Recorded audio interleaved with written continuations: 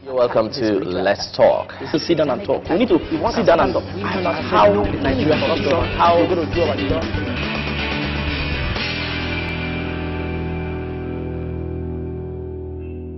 And today we'll be beaming our searchlight on one issue, which is Nigeria's 2012 budget performance. With me to do that is a gentleman wearing a beautiful tie this morning. His name is Julius Agnomome, right? Did I get that right? Agnomome. All right. Beg your pardon, sir. Agnomome is a CEO, brand life marketing communications company, consultant, and socio-political analyst. Welcome to the show, sir. Thank you, sir. It's great to have you here again. And today we have something on the front burner that we need to really look into, which is talking about the Nigeria's 2012 budget performance. Yep. Now, there's been so much talk about this issue right now, especially on the back of the impeachment threat coming from lawmakers. That if President Goodluck Jonathan cannot execute, at least achieve up to 100% budget implementation by September this year. Do you think, what's your reaction to this? Well, first, let's look at what a budget is. Okay. A budget basically is a financial and economic plan, which serves as a vehicle for mobilization, allocation, and management of resources. Basically, it sets out the fiscal policies of a country, and of course, that determines the outlook of the socio-economic environment for the particular year. The threat has been made by the National Assembly, but I think the big issue is what are the issues impacting on effective implementation of our budget. Okay. For me, it's a threat, and it's just a threat. There's really nothing that will come out of it, because there are so many issues relating to budget implementation in Nigeria. It did not start with the Jonathan administration, and the National Assembly itself has a part of the blame, you know, why things are where they are today. All right. So, and in essence, what you are saying is just that it's a threat. Okay. Now, do you see that 100% implementation? Do you see it as feasible, considering Nigeria's history of budget implementations? You know, do you see Jonathan administration achieving that? Yeah. When I read about the 100% implementation, by September 18th, it was 100%. That actually makes it even a joke, because rarely do you have any country implement a budget by 100%. We are told right now, as of yesterday, it was, or it is 56% implementation. I don't know how they arrived at that. 56%. 56%. Yeah. The budget for 2012 is 4-point-something trillion. Okay. And the minister says 400 billion has been released, and 300 plus has been cash backed. Right. So how did they arrive at the 56%? Secondly, when was the budget passed and signed into law? And how did the House of Reps come about September 18th being the deadline for 100% implementation? Especially with the backlogs of unexecuted Absolutely. projects. I will talk about that, I hope, later in the program. So for me, it's a joke. It means that the National Assembly, or rather the House of Reps, they have not done their homework, because they can't talk about 100% implementation by September when the year has not ended. So it makes it a joke. So apparently what they're saying right now is not realistic. It's very, very, very unrealistic, because by September, that will be the 9th month in the year. The budget was not passed in December. It was passed in the middle of this year, or about April, if I can't quite remember. But we lost some months already in the year before the budget was passed. You are being told by September you must implement 100%. I guess what the House of Reps should have been looking at, why playing their oversight role, which is good, is expected, is to look at the issues that relate to budget implementation. A lot of work has been done by different people on the issues affecting budget implementation in Nigeria. Of course, we cannot say the executive arm of government has no blame. There is a big blame on their part, and hopefully we can look at some of the issues that impact on them. Their role should be, how do we get these issues sorted out and have a reasonable percentage of implementation by the end of the year. Okay. But for you to say you impeach the president by 18th of, or commence proceeding to impeach him by 18th of September, if he has not implemented the budget by 100%, it's very unrealistic. Well, the way the government is going now, at this time, we've passed half of the year. What do you think? Do you think the government? What do you think is realistic right now? Well, I think this is putting a lot of pressure on the government right now. But there are a whole number of issues. Why? The question is, why do we always have these problems of budget not being fully implemented?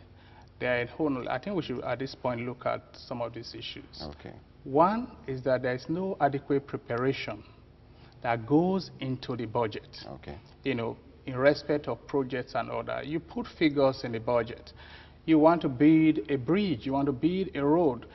There are a number of tasks that must be performed even before you put that in the budget, because once it's put in the budget, it means that you have to begin to implement. Okay. Such preparations do not take place. That is one. Two, when the government, the executive arm of government submits the budget, you have a situation whereby the National Assembly adds a number of projects, constituency projects and other projects that were never thought of by the MDAs. Not to cut you, but that is one of the reasons cited by the executive. Absolutely, absolutely. That's why I said it's a joke, because you put a number of these projects in the budget that were never planned for.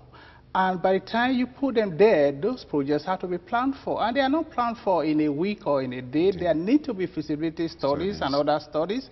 There is the procurement timelines and all that have to happen before actual implementation takes place. So that is another factor. Another factor is the implementation itself. We do not have proper project management to see these projects through. That is a key issue. And we, of course, know the whole issue of what role corruption plays in our environment. That also is a factor. Another factor is that you do not actually monitor the implementation of these projects. Yes, contracts are awarded, people collect money ahead, you know, for their pockets, and they do not really care how much this implementation takes place. So there are so many factors that impact on this. And as rightly stated by the minister yesterday, the National Assembly is a contributory factor for poor budget implementation. So taking a look at all this, the question is, how do we move forward? It's not just a question that will solve the problem, but really, we should recognize that the poor implementation of budget in this country is impacting negatively on the quality of life of the people. The roads are bad everywhere, infrastructural decay, and year in, year out, billions and trillions of naira are being budgeted in this country, but we do not see the impact. Okay, everything you've pointed out has thrown up some questions, yes, thrown out some issues like the whole confusion, the whole lack of preparation and all that. Could it be deliberate? Because now when you are organized, when there is a proper roadmap to achieving these things, that means loopholes are plugged, and definitely you won't find capital flight in that system. So it throws up do you think that that is also something to consider, that, okay, the confusion, somebody is definitely making some somebody is profiteering from this kind of a situation on ground? Well, I can't say that categorically, but of course, everybody is trying to, a lot of people are trying to see how to abuse the process. But one thing that is obvious is that there is no adequate preparation in all our planning before all this planning needs to come in even before the actual budget is presented to the National Assembly. You know, you have a number of infrastructure projects you want to execute. There are a whole lot of things that need to go in, and this may actually, some planning may actually start ahead of a budget for the next 2 years, because you need to do a whole lot of feasibility studies, to assess the impact of whatever you want to execute on the environmental impact. All those are not done in a few months or in a few weeks. And you need professionals in the different ministries, departments, and agencies to be able to do that. One critical thing, there was a study done by Professor Badan, I think 2008, on this budget implementation. One of the key things is that some of the ministries and departments, one ministry relies on another ministry to actually help them in preparing these, doing these preparations. And in the course of that, some delays actually come. So it may not be deliberate on the part of these people. It may just be that they are not properly equipped to do some of these things. We also talked about this just now about the issue of project management. Do they have the capacity to be able to do that, effectively monitor this project, implement and monitor this project? Those are issues the National Assembly should be looking at, or the government should be looking at. But one thing that I forgot to talk about that actually also impacts on implementation is the fact that a lot of times you set out to a budget for the year, but in the course of the year, a whole lot of things change. A budget is a plan. A plan and a plan is a plan. You may be able to execute the plan if all the factors you took into consideration remain same during the period of implementation. However, if things change, it means that you may have to revise the plan. You have a situation whereby budgets, there's no money to back up the budget. It could be the impact of the economy, the oil price, for example, can impact.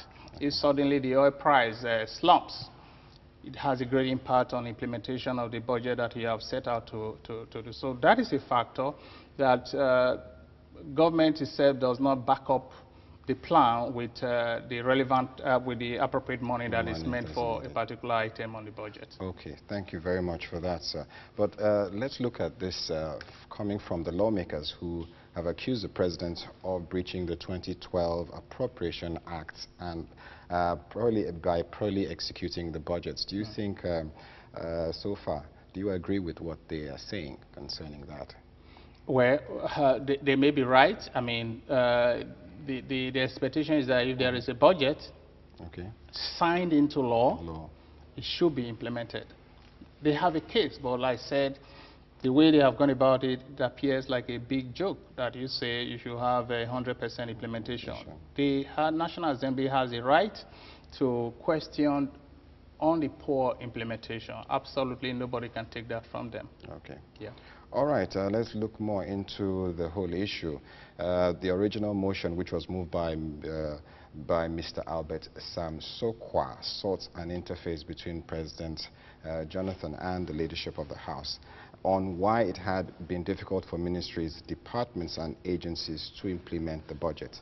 This is against the backdrop that the first and second quarter funds were just recently released. What's your take on this? Yeah, I think there should be such interaction to look at. It's not a backroom settlement, as it were. Let there be a committee or between the executive and the legislature to actually look at what are the issues that are impacting on budget implementation. I would not want to say that Jonathan does not want to implement the budget, but there are constraints, and because there is a tendency to always blame everything on the president. He is a catalyst. He talked about bringing fresh air and bringing transformation, and a lot of people actually want to see this transformation in every facet of the Nigerian life. So I think both arms of government should work together to really look at these issues and find ways to remove them for the future, because this issue of budget implementation, poor budget implementation, did not start today. It did not start 5 years ago. I have statistics here of work that have been done showing variances between plan for about 5, 6 years even before 2008. nothing has improved. So it seems as if it's been institutionalized yes, right now. Yes. So we need to begin to address these things seriously as a people, and as the government needs to do that. Okay, still talking about reactions coming from the lawmakers. Chairman of the House of Committee on Appropriation, Mr. John Eno, expressed concern that the budget had performed less than 35%, with about 5 months to the end of the year. Observing that about this year's budget of 4.8 trillion had no funding challenges, because you have agencies like the customs exercise actually delivering in terms of income. They've made excess, you know, and yet still it seems that the government is still looking for money. Well, I keep saying, look, listen, yes, we are not a very rich nation, but with the little money we have, or with the much money we have, we can do a lot with it. I just told you, the minister said that they have only cash backed 300 billion naira of this year's budget. That raises a lot of questions. And at the same time, she says, from the 35% that was mentioned in May, we are actually talking about 56% by the end of July, which we are in right now. Okay. Now, what of the gap between 4 trillion plus and 300 or 400 billion? Okay. So you raise a fundamental issue. Is it really that we do not have 4 trillion naira or 1 trillion naira to have to have released for implementation of this budget? Or that this budget, the preparation has not been done? Some of them, the preparations are just happening right now for actual execution. So that brings back the whole issue of preparation. Okay. So if you have a budget of 4 trillion, okay, and you are talking of 50% implementation, okay, and yet you say you have only backed up with 300 billion out of over 4 trillion. There is a whole lot of explaining to do. There is a whole lot of explaining. So the issue for me is, with the little resources Nigeria has, okay, things can be better for us as a people. Okay. Our roads do not have to look like they are right now. I mean, you look at the Lagos-Ibadan Expressway, every time you are getting a alert, the tanker has fallen. We know what happened in River State the previous week, all because our infrastructures have decayed. And year in, year out, you are budgeting money for these roads. You are budgeting money for other infrastructural development, and they never happen. This is really a tragedy in this country. It is a cause for concern, because a lot of cry has been made about the implementation of budgets. A lot of budgets are still not implemented, and these contracts have been awarded. Is it that there is no body charged with the oversight function of, you know, making sure that these things are executed, you know, as it when due? Well, I did talk about one factor, which is poor implementation and poor project management. I think there needs to be some capacity building in respect of that, and we are talking about the different ministries now, departments and agencies. And the National Assembly should play a proper oversight function, not an oversight function that is aimed at how much I can extort from a ministry, department, or agency, which we have seen from time to time now with all the proofs and revelations and the bribes that they are demanded for by the members of especially the House of Representatives. If that is what they are doing, they cannot play an oversight function, because you go to a ministry or departments, they give you money, you keep quiet, you still hold and if you like, an open show on television, but it comes to nothing. But if you really want to hold the executive accountable, you're actually being held accountable, but not by saying you must implement 100%, which everybody knows is not possible. Then things will begin to shape up. But as we are right now, I don't think it's going to happen, because it's still business as usual. I mean, it's just playing to the gallery, and that is not holding the executive accountable for budget implementation. So where does the buck stop now? Is it on the executive's table right now? It's still on the executive. The buck stops there, and Jonathan should He promised a lot during his campaigns. Okay. Has he actualized them? The answer is no. Usually, a budget is used to gauge the country in the next 1 year ahead. The government comes out and tells you, look, listen, these are the things I'm going to do in the next 1 year. Okay. And you are expected to be able to measure these outline plans by the end of the year. Yeah. If you are in a country where promises matter,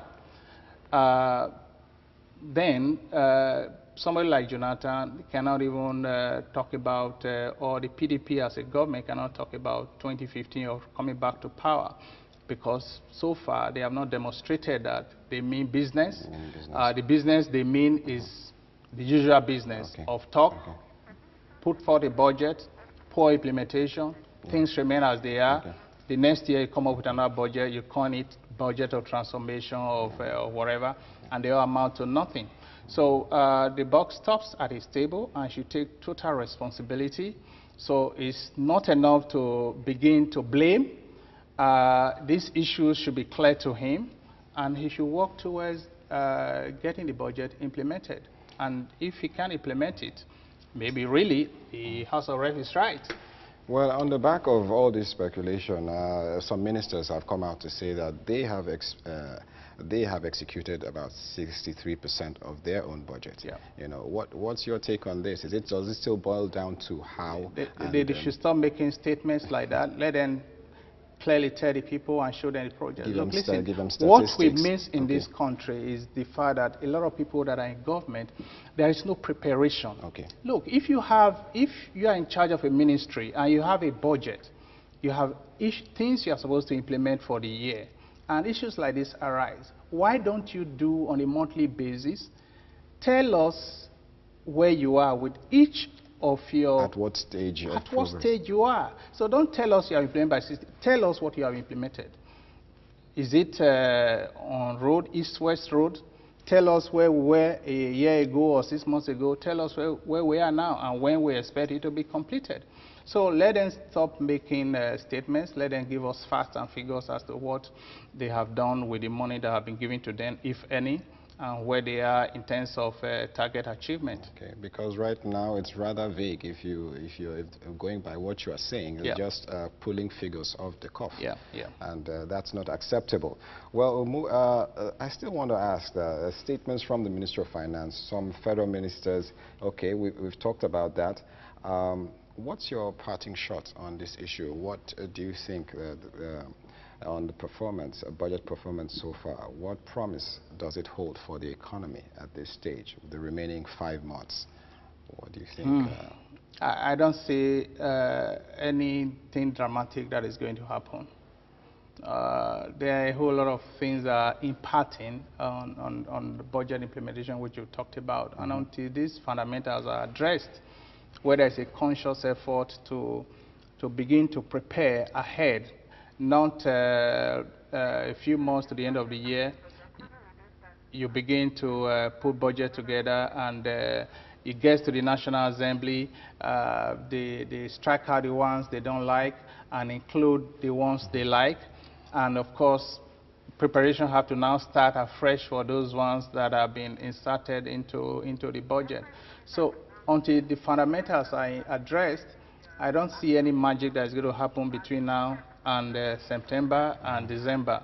So it's a major issue for this country, it's a major issue for this government, and they need to address it squarely. But you know, in spite of everything you have said, sir, one thing that really continues to restrain Nigerians and seem to make them continue to believe in what the executive is doing is the lady that has been tasked, that has the burden of these issues, which is the Dr. Ngozi Okonjo-Iweala. She is somebody that garners a lot of respect in the realm of the economy, and she's been coming out to defend the government and saying one or two things to make Nigerians feel that okay, some projects, some things are still being done in that light. What do you think? Dr. Ngozi is not a magician. Okay. We all remember the oil subsidy debate in January. Including the economic team. Now, the economic team is based on very, very sound people. We have always had strong economic teams. Okay. Is the truth. From during the Babangida years, Professor Aboyade. Okay. So it's not the lack of people, so to speak. Okay. I mean, we still remember the oil subsidy debate, the position of the minister. I am sure that she was embarrassed by, or she's embarrassed by the revelations that are now coming true. Okay. So it's okay for her to make assurances. But she can't change the system herself. It's enough for us, it's not good enough for us as a people to debate like we are doing right now, discussing these issues. We all have a collective responsibility to make things better in this country. It's not sufficient for us to blame the Jonathan administration. These people who make up the Jonathan administration are Nigerians. They are from us. So the fact is, we are responsible as a people for what is happening right now. We are not holding those in government responsible for anything. Okay. Things happen, and we debate about them, we write about them, we talk about them. After a few weeks, something else happens. Just look at all the corruption cases we are talking about right now, the Lawan, Bankole, pension fund. All this will go away. Other ones will come and will continue. So long as we do not hold government accountable, there cannot be any change. And so long as we as a people do not also change our ways, because the people in government are part of us. And I keep challenging people. It's not enough to criticize government. We must make our individual changes. If we don't, we have no right to talk about these things, because if we get the opportunity to be there, we will not do better than those who are there. That is the challenge. So it's not enough to criticize the government. We as a people must make a commitment for change, and we must hold the government accountable. Okay, that's a very strong statement you've made there. And you know, the government, in spite of the fact that it said it has disbursed money for contracts, a lot of contractors have not been mobilized according to reports. What do you think it still boils down to the issue of lack of preparation and corruption, if I may say? Yeah, I think the issues here relate to all of that, and I think the minister said yesterday, 400 billion, 300 billion cash backed. Okay. So one key factor really is, if you are, for a contractor, if you are implementing a project and you have not been paid for what you have done, you are likely to stop work. So, and this really happens. I mean, we know our bureaucratic system. You are expecting an invoice to be paid by a particular ministry.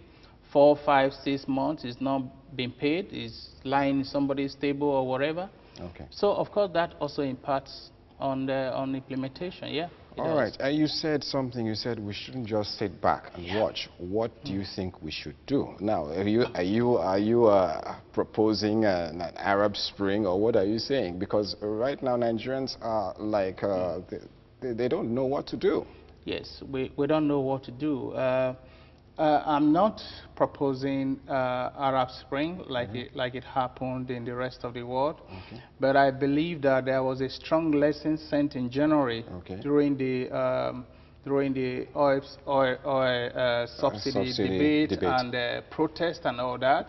I believe what we need is a strong opposition, strong social groups who can truly stand up and mobilize the people to say no to certain things, not in the form of Arab Spring of demanding a change of government, but change of policies. And if these things do not change, the same group is available to mobilize towards the next election to say, look, this government does not deserve to remain in power, and there is change in that direction.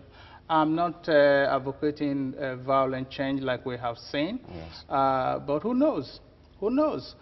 We know that things are really getting out of hand in this country. Things are not better. Corruption is getting worse every day. your infrastructures are decaying. The government that has set itself to transform, we haven't seen the transformation. Perhaps he still has another 2.5 years or so to let us see this. But if we don't see it, the people should say no. Okay. And that is holding a government accountable. Okay. So not necessarily in terms of violence change, but we do need to see a change in the way our government is run and how the affairs of this country needs to change. Right. Otherwise, you really cannot predict how the change will come. All right, sir. Yeah. Thank you very much. And I bet that is all about we can take for on today's show of Let's Talk. And it's all been about Nigeria's 2012 budget performance.